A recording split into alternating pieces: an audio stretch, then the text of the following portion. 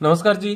कक्षा 12 है हिंदी साहित्य के लिए हम अलंकार प्रकरण पर आज बात करने के लिए आपके समक्ष उपस्थित हैं। पहले ये जान लेते हैं कि हिंदी साहित्य की बोर्ड परीक्षा में कक्षा 12 में किस प्रकार के प्रश्न पूछे जाएंगे, कितने प्रश्न पूछे जाएंगे और अंक भार क्या रहेगा। तो आपको बता देते हैं, ब्लूप्रिंट के हिसाब से 4 अंक के प्रश्न इस बोर्ड की परीक्षा 2024 में किए जाने हैं। कितने प्रश्न कितने अंक के हैं? 4 अंक के। इनमें से 2 प्रश्न तो होंगे आपके रिक्त स्थान वाले। 2 प्रश्न किस प्रकार के होंगे? रिक्त स्थान वाले। इन दोनों प्रश्नों में भी यदि आप देखें तो 2 प्रश्न इस प्रकार से होंगे। एक तो कोई पद दिया जाएगा, उस पद में अलंकार की पहचान करवाई जाएगी। दूसरा ऐसा प्रश्न होगा जिसमें किसी एक अलंकार के लक्षण दे दिए जाएंगे और एक रिक्त स्थान छोड़ दिया जाएगा और आपसे ये पूछा जाएगा कि इस प्रकार के लक्षण कौन से अलंकार में प्राप्त होते हैं या इस प्रकार के लक्षणों वाला अलंकार कौन सा अलंकार होता है। एक प्रश्न इसमें से और लघुत्रात्मक श्रेणी का पूछा जाएगा। एक प्रश्न कौन से श्रेणी का होगा? लघुत्रात्मक श्रेणी का होगा। ये जो रिक्त स्थान वाले प्रश्न हैं इनका अंक भार 1-1 रहेगा। इस लघुत्रात्मक श्रेणी वाले प्रश्न का अंक भार 2 रहेगा। इसमें क्या किया जाएगा? आपसे एक अलंकार का नाम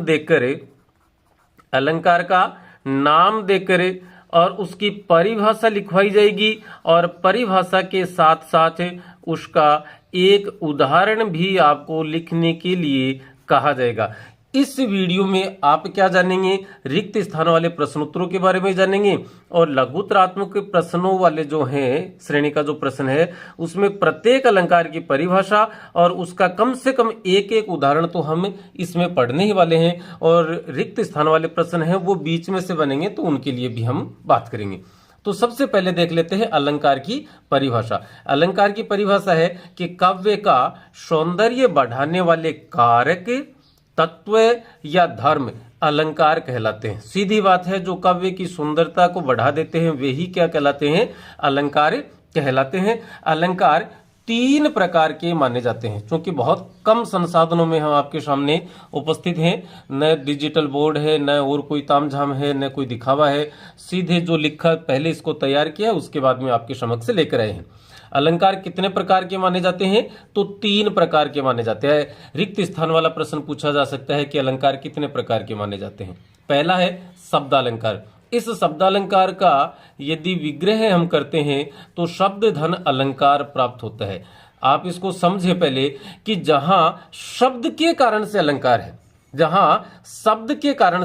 है, अर्थात इस शब्द की जगह है इसी शब्द का अर्थ देने वाला कोई दूसरा इसका पर्यायवाची शब्द रख दिया जाए तो अलंकार लुप्त हो जाता है, वहां शब्दालंकार माना जाता है। जैसे पानी शब्द के स्थान पर हम पानी का पर्यायवाची शब्द जल रख दें तो अलंकार का जो प्रभाव है वह लुप्त हो जाता है, अर्थात उसमें शब्दालंकार है। इसकी परिभाषा इस प्रकार से है कि जहां शब्द में अलंकार का चमत्कार उपस्थित होता है, किसमें? शब्द में, वहां शब्दालंकार माना जाता है। अर्थात पद में प्रयुक्त किसी शब्द के स्थान पर, पद में कोई शब्द प्रयुक्त हुआ उसके स्थान पर उसका पर्यायवाची शब्द रख दिया जाता है तो अर्थ में भले ही परिवर्तन न हुआ हो, हमने पानी की जगह जल रख दिया, अर्थ में परिवर्तन नहीं हो रहा है, फिर भी अलंकार का चमत्कार विलुप्त हो जाता है तो वहां शब्दालंकार माना जाता है। मतलब यह हुआ कि किसी भी शब्द को दूसरे शब्द से स्थापन कर देते हैं तो अलंकार लुप्त हो जाता है, अर्थात वहां शब्दालंकार माना जाएगा। आपके कोर्स में कुल 8 अलंकार हैं। उन 8 अलंकारों को हम यहां सिरे से पढ़ेंगे, क्रमवार पढ़ेंगे। देखते हैं दूसरा पृष्ठ है आपके समक्ष से अर्थालंकार। दूसरा अलंकार कौन सा हो गया? अलंकार का दूसरा भेद अर्थालंकार। अर्थालंकार का विग्रह करते हैं तो हमारे समक्ष 2 शब्द निकल कर आते हैं, अर्थ धन अलंकार। मतलब अर्थ शब्द पर नहीं, शब्द के अर्थ पर है। यदि इसका मतलब क्या हुआ कि शब्द नहीं देखना है, शब्द का अर्थ क्या निकल रहा है, उस अर्थ के आधार पर और उसका अर्थ ग्रहण किया जा रहा है और उसमें चमत्कार की उपस्थिति दर्ज हो रही है, इसका मतलब वहां पर अर्थालंकार है। जैसे हमें चंद्रमा है, चंद्रमा की जगह है यदि हम शशि शब्द रख देते हैं या मयंक शब्द रख देते हैं, अर्थ में भी परिवर्तन नहीं हुआ है और अलंकार का चमत्कार भी बना हुआ है, तो यहां पर अर्थालंकार माना जाएगा। क्या लिखिए परिभाषा कि जहां काव्यगत चमत्कार शब्द की बजाय अर्थ पर निर्भर करता है वहां अर्थालंकार माना जाता है।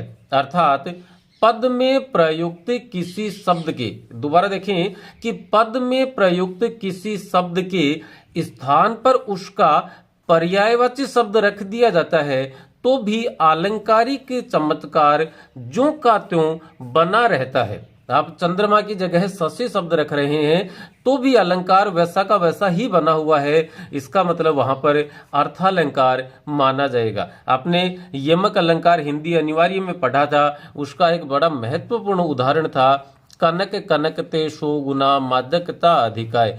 यहाँ कनक और कनक को सोने और धतुर से यदि हम रिप्लेस कर देते हैं तो यहाँ पर सोने की जगह कनक की जगह सोना और धतुरा लिख देते हैं तो यमक अलंकार का प्रभाव नष्ट हो जाता है। इसका मतलब वहां पर क्या था, शब्द अलंकार था। ठीक है। उपमा अलंकार में शशि तो मुख, सखी तो मुख शशि सम सुंदर, तो यहां पर शशि की जगह है हम कर देते हैं सखी तो मुख सोम सम सुंदर, सोम कर दिया तो भी यहां पर अलंकार का प्रभाव बना हुआ है कि हे सखी तुम्हारा मुख जो है वह चंद्रमा के समान सुंदर है, तो वहां पर क्या हो जाएगा, अर्थालंकार। शब्द बदल दिया, अर्थ नहीं बदला, फिर भी चमत्कार अलंकार नष्ट हो गया तो शब्द अलंकार। शब्द बदला, अर्थ नहीं बदला और अलंकार भी नहीं बदला तो अर्थालंकार। तीसरा इसका प्रकार होता है उभय अलंकार। उभय शब्द का शाब्दिक अर्थ होता है उभय का दोनों, मतलब है कि कई पद ऐसे होते हैं जिसमें जो अलंकार होता है वह एक खास शब्द और उस शब्द के अर्थ पर निर्भर करता है। तो शब्द भी जरूरी है और उसका अर्थ भी जरूरी है, दोनों चीजें जहां उपस्थित होती हैं वहां उभय अलंकार माना जाता है और इसका श्रेष्ठ उदाहरण है सलेस अलंकार।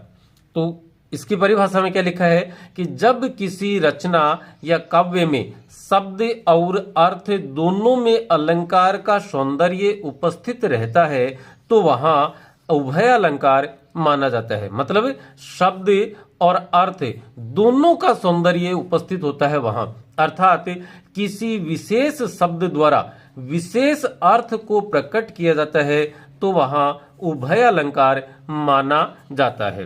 अब आगे चलते हैं, हम अपने अलंकार पढ़ते हैं। अलंकार देखिएगा आपके कोर्स में जो शामिल हैं वे अलंकार इस प्रकार से हैं।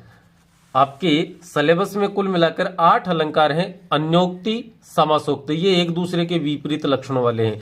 विभावना और विशेषोक्ति ये भी एक दूसरे के विपरीत अर्थ वाले हैं। दृष्टांत, प्रतीक, मानवीकरण और व्यतिरेक।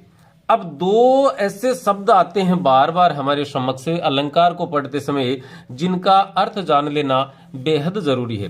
पहला आता है उपमेय। उपमेय का अर्थ होता है जो हमारे सामने है, जो सामान्य चीज है, जो आम चीज है। तो सामान्य पदार्थ, प्रस्तुत पदार्थ जो हमारी आंखों के समक्ष है और जिसकी तुलना की जाती है, जिसकी तुलना की जा रही है वो क्या होता है, उपमेय होता है, जो सामान्य चीज है जो हमारे समक्ष है। दूसरा होता है उपमान। यह सामान्य का उल्टा हो गया विशेष पदार्थ, प्रस्तुत का उल्टा हो गया अप्रस्तुत पदार्थ, और जिससे तुलना की जाती है, किसकी, उपमेय की, जिससे तुलना की जाती है वह क्या कहलाता है, उपमान कहलाता है। आगे चलते हैं, अन्योक्ति अलंकार देखते हैं। अन्योक्ति अलंकार में बेटा ये होता है कि इस शब्द का यदि विग्रह करते हैं, विच्छेद करते हैं तो शब्द इस प्रकार से बनता है अन्य धन उक्ति। उक्ति का अर्थ होता है कथन, अन्य का अर्थ होता है दूसरा। तो यहां पर देखेंगे कि ये जिससे जो बात कहनी होती है वह उससे न कहकर किसी दूसरे से कही जाती है, तो वहां पर अन्योक्ति अलंकार माना जाता है। परिभाषा हम इस प्रकार से लिखेंगे कि जिस पद में, पद का मतलब काव्य रचना, कि जिस काव्य रचना में अप्रस्तुत अर्थात उपमान, अप्रस्तुत आपने इससे पहले वाले पेज पर पढ़ा था, उपमान सामान्य के विपरीत उल्टा मतलब प्रसिद्ध पदार्थ।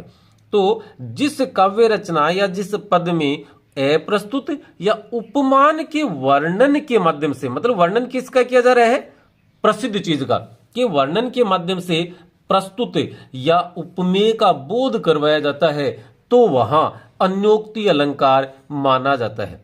यहां पर अब आपसे प्रश्न पूछ लिया जाए बोर्ड परीक्षा में रिक्त स्थान वाला, कि जिस पद में अप्रस्तुत के वर्णन के माध्यम से प्रस्तुत का बोध करवाया जाता है, वहां खालिस्तान अलंकार माना जाता है। आप अन्योक्ति अलंकार लिखेंगे।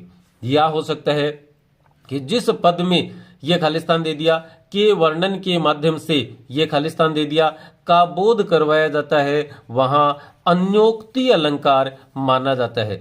तो यहां प्रस्तुत कर देंगे, यहां अप्रस्तुत कर देंगे तो उल्टा हो जाएगा, गलत हो जाएगा। यहां करेंगे अप्रस्तुत के वर्णन के माध्यम से प्रस्तुत का बोध करवाया जाता है। इसका एक दूसरा नाम अप्रस्तुत प्रशंसा भी है। अन्योक्ति अलंकार को खालिस्तान भी कहते हैं, तो वहां आप लिखेंगे अप्रस्तुत प्रशंसा। इसे अन्योक्ति इसलिए कहा जाता है कि किसी वस्तु या पदार्थ का सीधा वर्णन न करके उसके समान गुणों वाली दूसरी वस्तु का वर्णन करके उसका ज्ञान करवाया जाता है। दो उदाहरण है, आपको एक उदाहरण तो कम से कम याद रखना है, ऐसे याद रखना है कि आप इसको बिना देखे लिख सकें। दोनों उदाहरण इस प्रकार से देख लें कि यदि इस प्रकार के शब्द किसी छंद में आ रहे हैं, किसी पद में आ रहे हैं, तो वहां पर आपको अन्योक्ति अलंकार रिक्त स्थान वाले प्रश्न में करना है। पहला पद क्या है कि माली आवत देख कर कलियन करी पुकारी, फूले फूले चुन लिए काली हमारी बारी। तो ये एक पद तो आप इस प्रकार से याद कर लें कि बिना देखे इसको लिख सकें। दूसरा है, दोनों पद जो हैं वो बिहारी कवि के हैं। दूसरा पद है नहीं पराग नहीं मधुर मधु, नहीं विकास इही काल, अली कली ही सो बंध्यो आगे कौन हवाल।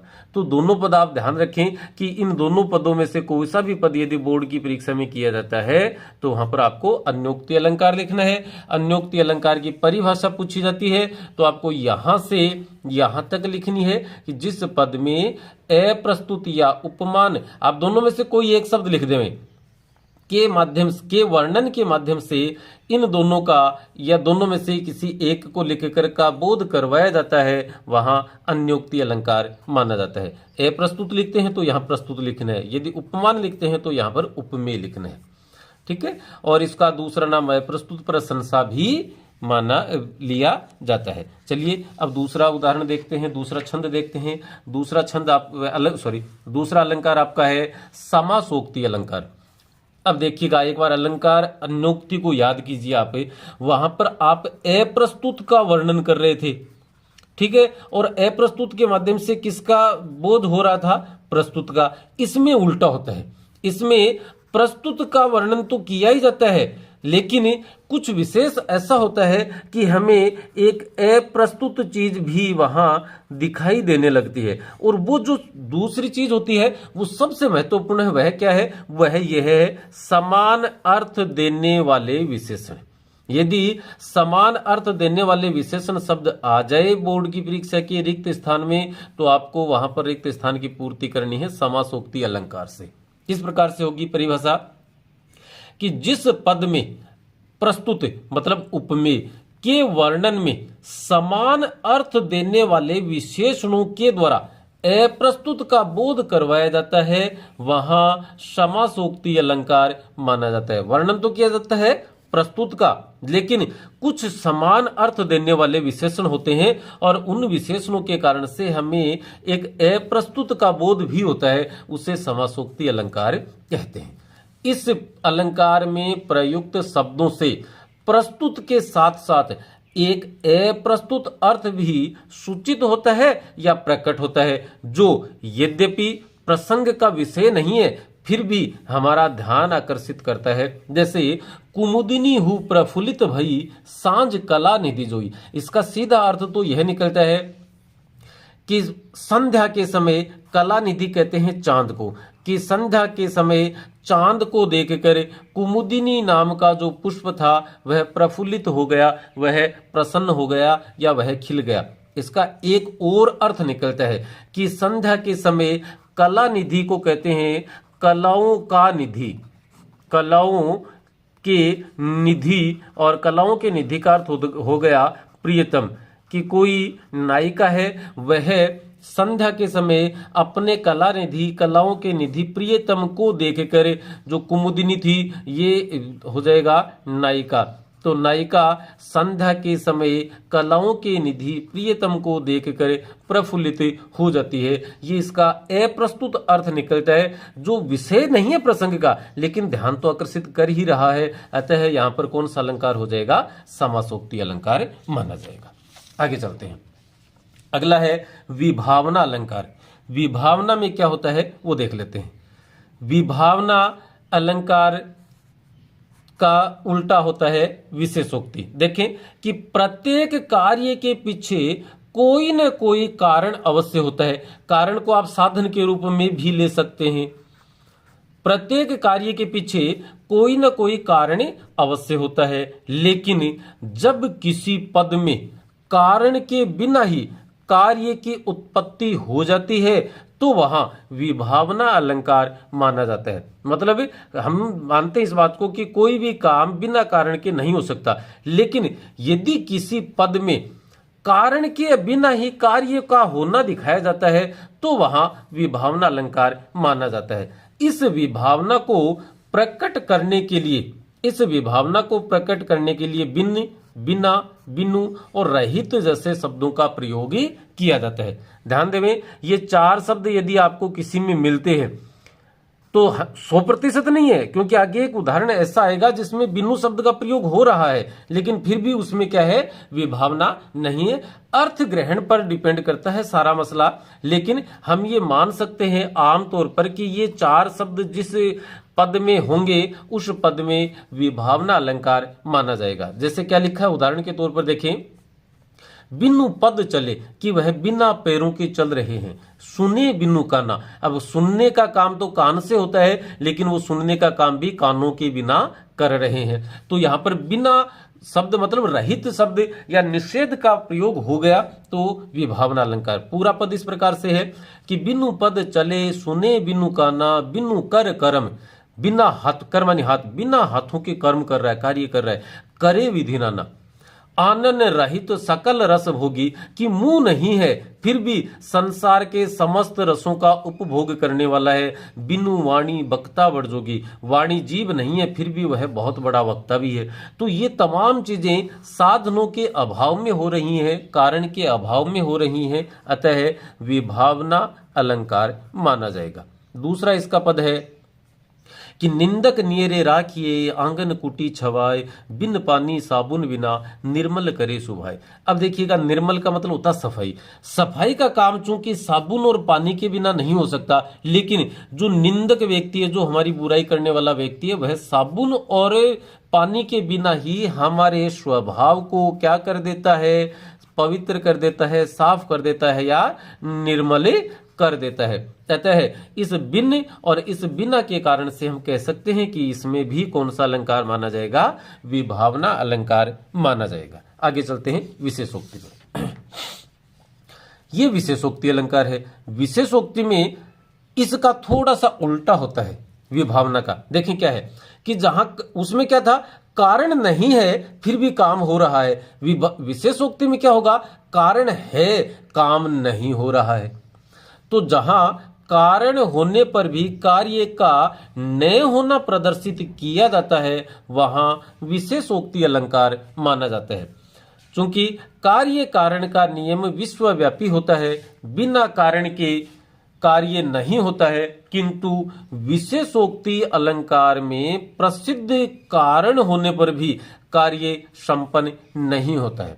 एक पद लिखा है आपके समक्ष, देखें कि सरस्वती के भंडार की बड़ी अपूर्व बात, जो खर्चे त्यों बढ़े, बिन खर्चे घटी जाते। अब यहां देखो, जो खर्चे त्यों बढ़े। अब खर्च करना तो एक साधन हो गया, और जिस चीज को हम खर्च करते हैं वो क्या होती है, कम होती है। लेकिन यहां तो क्या हो रहा है, उल्टा हो रहा है। तो खर्च रूपी साधन होने के बावजूद भी कम होना रूपी कार्य नहीं हो रहा है, अतः यहां विशेषोक्ति अलंकार माना जाएगा। अतः यहां विशेषोक्ति अलंकार माना जाएगा। दूसरा है, सुनत युगल कर माल उठाई, प्रेम विवश पहराई न जाई। कि सुना है युगल ने, प्रेमी जोड़े ने अपने हाथों में माला उठा ली है, लेकिन प्रेम विवश, प्रेम की अधिकता के कारण पहराई नहीं जा रही है। मतलब माला उनके हाथ में है लेकिन माला पहना नहीं पा रहे हैं, तो कारण है लेकिन कार्य नहीं हो रहा है। तो वहां पर क्या होता है, विशेषोक्ति अलंकार माना जाता है। यदि आपसे ऐसा पूछा जाए कि जहां कारण होता है कार्य नहीं होता है, तो वहां पर रिक्त स्थान अलंकार माना जाएगा, तो आप लिखेंगे विशेषोक्ति। और यदि कोई एक पद देकर पूछ लिया जाए कि इसमें क्या होगा, तो विशेषोक्ति। पद देकर पूछ लिया, विशेषोक्ति। आपसे यह पूछा जा सकता है कि विशेषोक्ति अलंकार की परिभाषा और उदाहरण लिखिए, तो परिभाषा ये इतनी और उदाहरण ये वाला, सरस्वती के भंडार की बड़ी अपूर्व बात वाला। आगे चलते हैं, दृष्टांत अलंकार। दृष्टांत अलंकार से वर्ष 2000 की बोर्ड परीक्षा में प्रश्न पूछा भी जा चुका है, रिक्त स्थान वाला। यहां और देख लेते हैं थोड़ा सा। दृष्टांत अलंकार की परिभाषा इस प्रकार से है कि पहले एक बात कहकर उससे मिलती जुलती दूसरी बात पहली के उदाहरण के रूप में कही जाती है। पहले एक बात कही और उसी से मिलती जुलती दूसरी बात उसको स्पष्ट करने के लिए कही उदाहरण के रूप में, तो वहां बिंब प्रतिबिंब का भाव उत्पन्न हो जाता है। पिछली बार 2023 की बोर्ड परीक्षा में यही प्रश्न पूछा गया था कि निम्न में से कि इस अलंकार में बिंब प्रतिबिंब का भाव पैदा होता है। तो बिंब प्रतिबिंब का भाव पैदा होता है, दृष्टांत शब्द का जो स्थान था वह रिक्त रख दिया गया, खाली रख दिया गया, और बच्चों से दृष्टांत शब्द लिखवाया गया था। कितना किया वो एक अलग बात है। तो पहली के उदाहरण के रूप में कही जाती है, तो वहां बिंब प्रतिबिंब का भाव पैदा हो जाता है। ऐसे पदों में दृष्टांत अलंकार होता है। ये आपकी परिभाषा है। एक नोट लगा के लिखा है कि उपमा अलंकार में साधारण धर्म दोनों के एक समान गुण एक होता है, लेकिन दृष्टांत में मिलता जुलता पाया जाता है। जैसे एक उदाहरण आपके समक्ष है कि शिव औरंग ही जीत सके और न राजा राव, कि शिवाजी ही औरंगजेब को जीत सकते हैं, न कोई राजा न कोई राव ऐसा कर सकता है। हाथी मथ पर सिंह बिनु आन न घाले घाव, कि हाथी के माथे पर सिंह के बिना कोई घाव नहीं लगा सकता, कोई घाव नहीं घाल सकता। अब यहां पर आप देखेंगे बिनु शब्द आया है, इसका मतलब आप इस बिनु को देखकर यदि आप विभावना अलंकार इसमें लिख देते हैं तो आपका उत्तर क्या हो जाएगा, गलत। यहां बिनु का अर्थ बिना के अर्थ में ही है कि हाथी के माथे पर शेर के बिना कोई घाव नहीं घाल सकता, इसलिए। लेकिन पहले एक बात कही है शिव औरंग ही, तो इस बात को कि जैसे शिवाजी हैं वे किसके समान है, सिंह के समान है, शेर के समान है। तो यहां पर ये एक दृष्टांत बिंब प्रतिबिंब का भाव पैदा हो गया, अतः यहां पर कौन सा अलंकार हो जाएगा, दृष्टांत अलंकार। आगे चलते हैं। अगला प्रश्न अलंकार है आपका प्रतीप अलंकार। अगला अलंकार कौन सा है, प्रतीप। प्रतीप में क्या होता है, प्रतीप का शब्द का तो अर्थ होता है उल्टा। क्या लिखा है देखें कि जब किसी काव्य में प्रसिद्ध उपमान को उपमेय, यहां ध्यान दे, उपमान प्रसिद्ध चीज है। उपमान क्या चीज है, प्रसिद्ध चीज है। उपमेय क्या चीज है, सामान्य चीज है।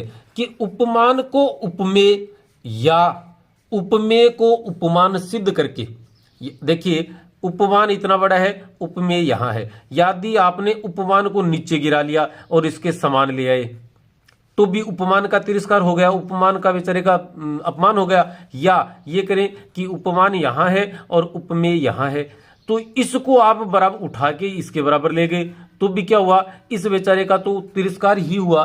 तो क्या होता है कि उपमान को उपमेय या उपमेय को उपमान सिद्ध करके उपमेय को उत्कृष्ट बताया जाता है। यहां देखें, उपमेय उपमान को नीचे लेके आए हैं और उपमान उपमेय के बराबर। यहां उपमान ऊपर था तो उपमेय को ऊपर लेके गए हैं। तो क्या होता है, उपमेय को वहां पर उत्कृष्ट बताया जाता है, वहां प्रतीप अलंकार माना जाता है। प्रतीप का शाब्दिक अर्थ होता है उल्टा या विपरीत। यह शब्द पूछा जा सकता है रिक्त स्थान वाले प्रश्न में। प्रतीप को उपमा का विपरीत अलंकार भी माना जाता है। तो प्रतीप को कौन से अलंकार का विपरीत अलंकार माना जाता है? उपमा का। या उपमा को किसका विपरीत माना जाता है? तो प्रतीप का, क्योंकि प्रतीप में उपमेय को श्रेष्ठ वर्णित किया जाता है।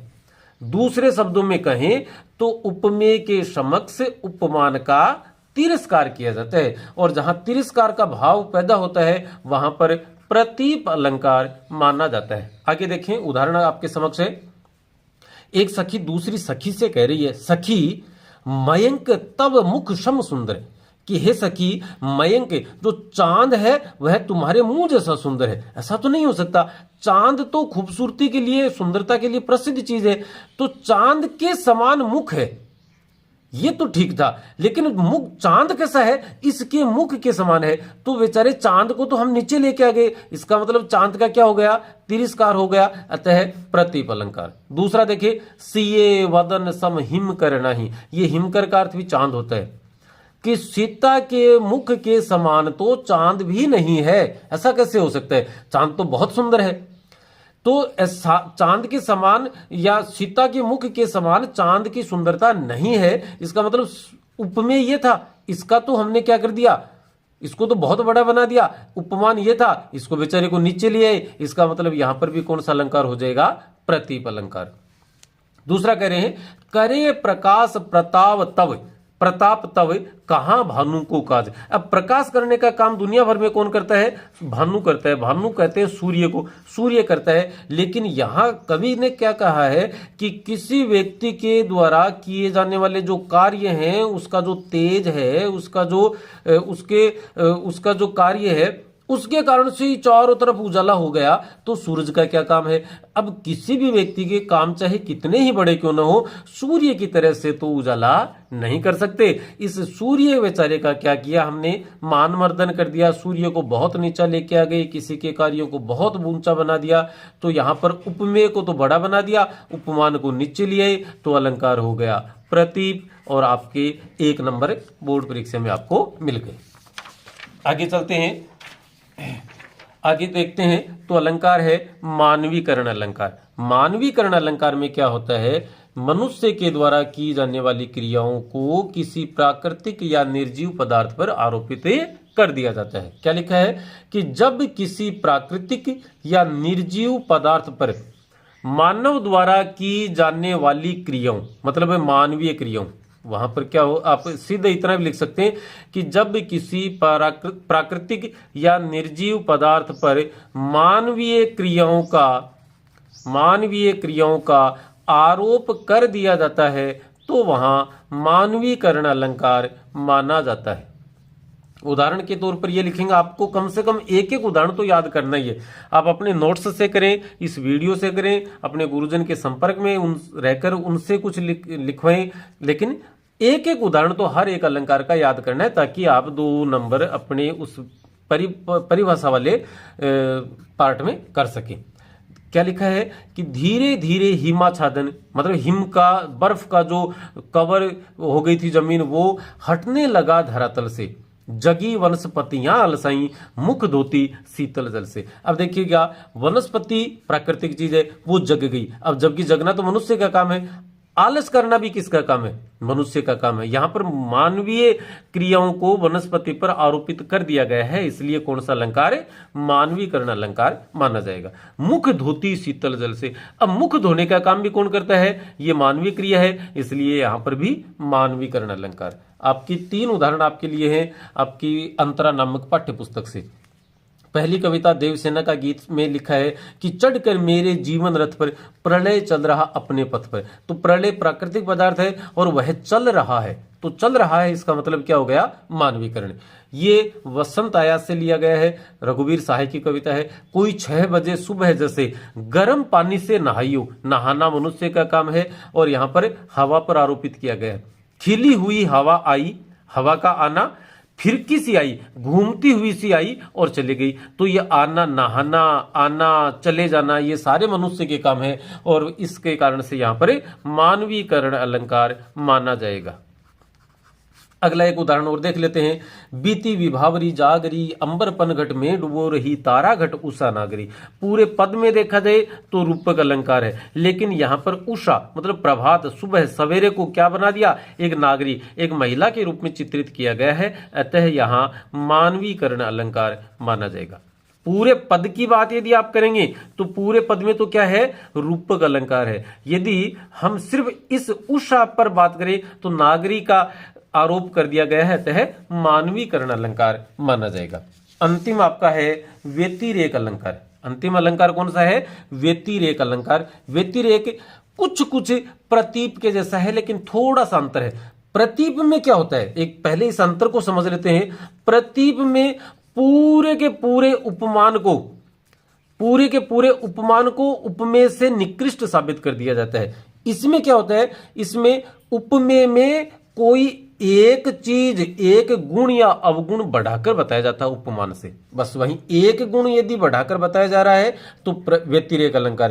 पूरा का पूरा ही मामला फिट कर दिया जाता है और उल्टा कर दिया जाता है, उपमेय को श्रेष्ठ बता दिया जाता है, तो वहां पर प्रतीप अलंकार। देखिए क्या लिखा है कि जब उपमेय में उपमान की अपेक्षा कोई अच्छी या बुरी बात अधिक बताई जाती है तो वहां व्यतिरेक अलंकार माना जाता है। अर्थात उपमेय को उपमान से किसी एक बात में बढ़ाकर बताया जाता है, एक बात में कोई एक गुण ज्यादा बताया जाता है तो वहां पर क्या होता है, व्यतिरेक अलंकार माना जाता है। आपके समक्ष 4 उदाहरण लिखे हैं, 3-4 देखें क्या क्या लिखे हैं।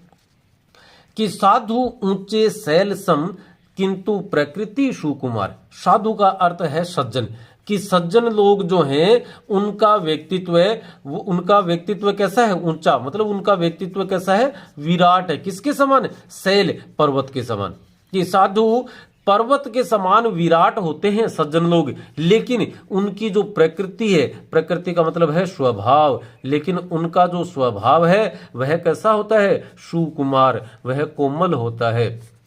अब पर्वत का स्वभाव कैसा होता है, कठोर होता है, लेकिन सज्जन व्यक्ति का स्वभाव जो है वह कोमल होता है। इसलिए यहां पर कौन सा अलंकार हो जाएगा, इसलिए यहां पर व्यतिरेक अलंकार हो जाएगा, क्योंकि ये कोमलता वाला जो गुण है ये इस साधु व्यक्ति में इस पर्वत की बजाय एक गुण ज्यादा था, अतः यहां पर व्यतिरेक अलंकार माना जाएगा।